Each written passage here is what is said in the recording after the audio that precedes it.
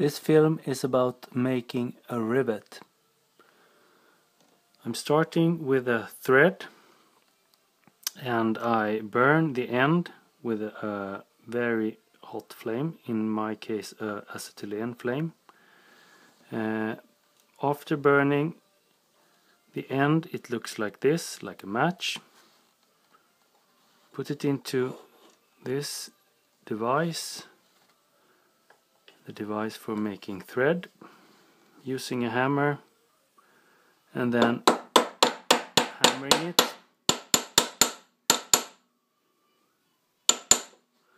Like this. Take it out and then it's ready.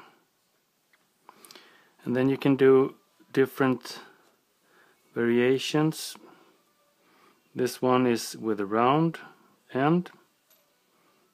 This one looks like a small screw. And this one is just a flat one. I'm using this tool, a negative round, for making the half round one.